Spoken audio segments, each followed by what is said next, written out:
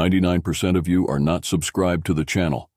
At 1,000 subscribers, I will post a series of special stories. Subscribe now. In the year 2142, Earth had long been aware of the existence of the Galactic Empire, a vast coalition of advanced alien civilizations. The Empire, spanning thousands of star systems, regarded humanity as little more than an amusing, primitive species.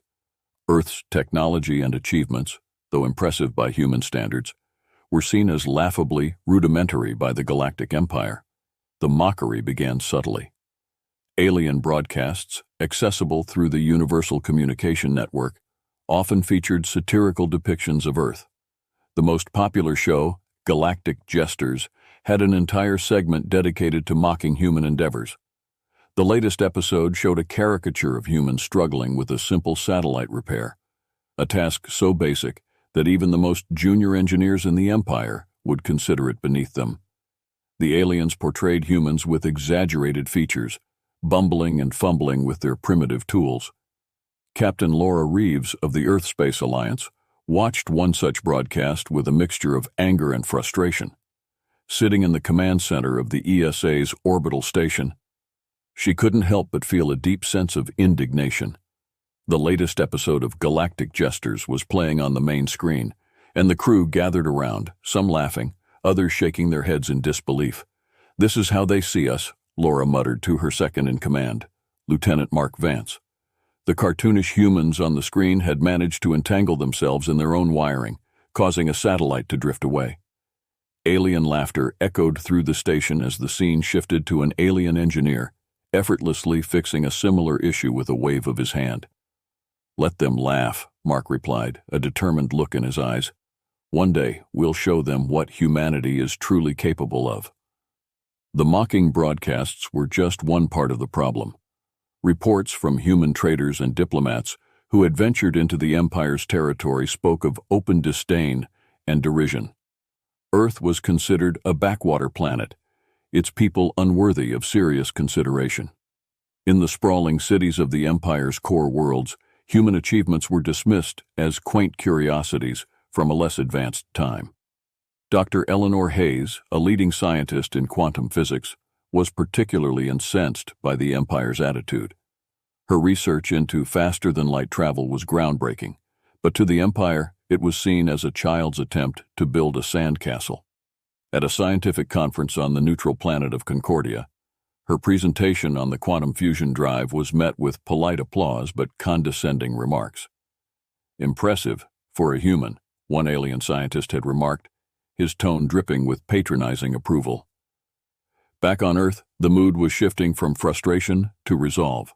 President Maria Torres addressed the United Earth government in a rousing speech broadcast worldwide. Standing before the gathered representatives, her voice echoed with determination. "We are not a joke," she declared. "Our history is one of overcoming adversity, of rising to meet challenges that seemed insurmountable. We have achieved great things, and we will achieve even more. The Galactic Empire may mock us now, but they will soon see the true strength and ingenuity of humanity." Inspired by her words, a new era of collaboration and innovation began. The Earth Space Alliance spearheaded the efforts, pooling resources and talent from across the globe. Scientists, engineers, and innovators worked tirelessly to push the boundaries of human knowledge and capability.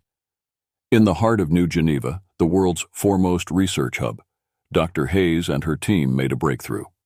The quantum fusion drive, a revolutionary propulsion system, promised to enable faster-than-light travel.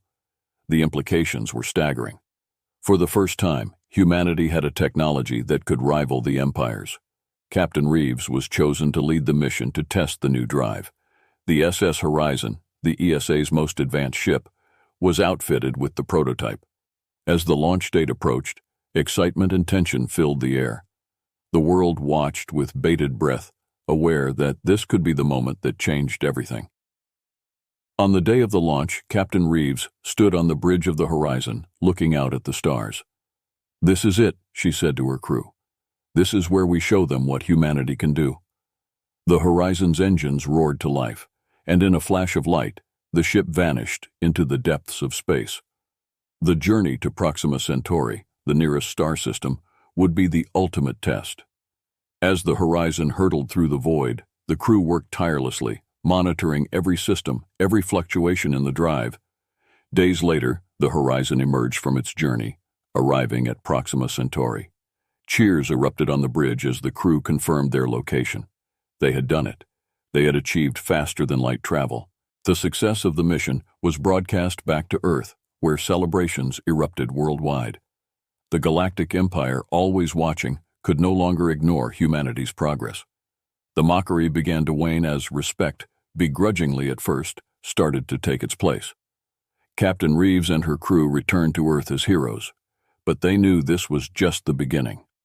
The journey ahead would be long and challenging, but humanity had taken its first step towards proving its worth in the galaxy, and they were ready for whatever came next. Years of ridicule spurred humanity into action. The Earth Space Alliance, ESA, became the spearhead of a relentless push towards technological advancement. Scientists, engineers, and innovators from every nation collaborated in an unprecedented global effort, driven by a shared determination to prove humanity's worth to the Galactic Empire. Slowly but surely, the gap between Earth and the Empire began to close. The breakthrough came when Dr. Eleanor Hayes, a brilliant physicist, developed the quantum fusion drive, a revolutionary propulsion system that could enable faster-than-light travel. The drive was tested in secret on the ESA flagship, the SS Horizon. Captain Laura Reeves and her crew were tasked with the maiden voyage to Proxima Centauri, the nearest star system. The mission was a resounding success. Not only did the Horizon reach Proxima Centauri in a matter of days, but it also gathered invaluable data and resources. The Galactic Empire, always watching, could no longer ignore the strides humanity was making. Captain Reeves stood on the bridge of the Horizon, her eyes fixed on the view screen as they approached Proxima Centauri. The star's bright light filled the screen, and the crew worked with focused precision. They had done it. Faster-than-light travel was no longer a dream, but a reality. The return journey to Earth was filled with anticipation and pride. Upon their return, the crew of the Horizon was greeted with a hero's welcome. Celebrations erupted across the globe as humanity basked in the glow of its achievement. However, not everyone was celebrating. In the heart of the Galactic Empire, the ruling council convened an emergency session. The Empire's response was swift. A delegation was sent to Earth, led by the imposing Ambassador Threx. His arrival on Earth was a spectacle in itself. A massive Imperial ship descended through the atmosphere, its sleek silver hull glinting in the sunlight. Crowds gathered to watch, their faces a mix of awe and apprehension. The meeting took place in the Grand Hall of the United Nations. Delegates from every nation were present, along with the top minds of the ESA. President Maria Torres, calm and composed, stood ready to greet the ambassador. As Threx entered the hall, his tall, regal figure commanded attention. His eyes, cold and calculating, scanned the room before he spoke. "We acknowledge your progress," Threx began, his voice resonating through the hall. "However, do not mistake your minor achievements for parity with the Galactic Empire." A murmur rippled through the room. Threx's tone was condescending, dismissing humanity's success as a trivial feat. Captain Reeves, standing beside Dr. Hayes, felt a surge of anger. She stepped forward, her voice steady but firm. "We may be behind now," Laura said, meeting Threx's gaze. "But our spirit and determination are unmatched. Mock us all you want, we will rise." Threx's eyes narrowed slightly, but he said nothing more. The meeting concluded with a strained formality, and the ambassador returned to his ship, leaving a cloud of tension in his wake. The encounter had made one thing clear. The Empire still saw humanity as inferior, but they were starting to take notice. Back on Earth, the drive for progress intensified. The success of the quantum fusion drive had sparked a technological renaissance. Innovations in energy, artificial intelligence, and medicine rapidly advanced. The global economy flourished as new industries emerged, driven by the desire to prove humanity's worth on the galactic stage. Dr. Hayes continued her groundbreaking work, pushing the boundaries of what was possible. She developed the quantum shield, an energy barrier capable of deflecting even the most advanced weaponry. This breakthrough was quickly integrated into Earth's defense systems, providing a formidable deterrent against any potential threats. Captain Reeves, now promoted to admiral, oversaw the expansion of the ESA's fleet. New ships equipped with the latest technology were constructed at an unprecedented rate. The fleet, once a modest collection of exploratory vessels, had become a formidable force. As humanity's advancements accelerated, the Galactic Empire watched with growing unease. What was once an amusing diversion had become a potential rival. In a bold move, the Empire attempted to exert its dominance by demanding Earth submit to becoming a protectorate. Ambassador Threx delivered the ultimatum personally. "The Empire offers protection in exchange for your allegiance," Threx declared, standing once again in the United Nations Hall. "Refusal would be unwise." President Torres, her resolve unshaken, responded with calm defiance. "We appreciate the offer, Ambassador, but humanity will not be subjugated. We have earned our place among the stars through our own efforts and sacrifices." The tension in the room was palpable. Threx, his expression unreadable, nodded slowly. "Very well," he said. "But understand this. The Empire does not tolerate defiance lightly." With that, he departed, leaving behind a sense of foreboding. The standoff had reached a critical point. The Empire's fleet, a massive armada of ships, began to mobilize, positioning itself at the edge of the solar system. It was a show of force, a clear message that the Empire was prepared to assert its will. Admiral Reeves and her newly formed Starfleet stood ready. The SS Horizon, now the flagship of the fleet, was equipped with the quantum shield and the most advanced weaponry Earth had ever developed. The crew, seasoned and determined, prepared for what could be the fight of their lives. As the Empire's fleet advanced, the world held its breath. The fate of humanity hung in the balance, poised on the edge of a conflict that could shape the future of the galaxy. But Admiral Reeves and her team were ready to meet the challenge head-on, determined to prove that humanity was no longer a joke, but a force to be reckoned with. Inspired by their recent successes, humanity's advancements accelerated at an unprecedented rate. Within a decade, Earth had developed defenses capable of withstanding any threat the Galactic Empire might pose. The quantum fusion drive was just the beginning. New energy sources, weapon systems, and even advanced artificial intelligence propelled humanity into a new era of technological prowess. The Galactic Empire watched with growing unease. What was once an amusing diversion had become a potential rival. In a bold move, the Empire attempted to exert its dominance by demanding Earth submit to becoming a protectorate. Ambassador Threx delivered the ultimatum personally. "The Empire offers protection in exchange for your allegiance," Threx declared, standing once again in the Grand Hall of the United Nations. "Refusal would be unwise." President Maria Torres, her resolve unshaken, responded with calm defiance. "We appreciate the offer, Ambassador, but humanity will not be subjugated. We have earned our place among the stars through our own efforts and sacrifices." The tension in the room was palpable. Threx, his expression unreadable, nodded slowly.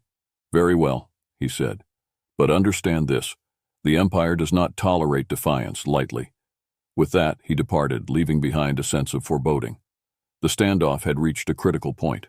The Empire's fleet, a massive armada of ships, began to mobilize, positioning itself at the edge of the solar system. It was a show of force, a clear message that the Empire was prepared to assert its will. Admiral Laura Reeves, now the leader of Earth's newly formed Starfleet, stood ready. The SS Horizon, equipped with the quantum shield and the most advanced weaponry Earth had ever developed, was at the forefront of the fleet. The crew, seasoned and determined, prepared for what could be the fight of their lives. The Empire's fleet advanced, and the world held its breath. As the alien ships approached, Earth's defense grid activated. Satellites armed with quantum lasers and fusion missiles came online, ready to defend the planet. The Starfleet, a formidable array of ships, stood between Earth and the Empire. Admiral Reeves addressed her fleet from the bridge of the horizon. "Today, we defend not just our planet, but our right to exist as equals in this galaxy. We will show the Empire that humanity is not to be trifled with. stand firm, and let's make history." The first shots were fired. The Empire's ships unleashed a barrage of plasma beams and antimatter torpedoes. Earth's defenses responded with precision, intercepting the attacks with a dazzling display of energy shields and counter-missiles. The battle raged across the vastness of space, each side pushing their technology and tactics to the limit. On the horizon, Dr. Eleanor Hayes monitored the quantum shield's performance.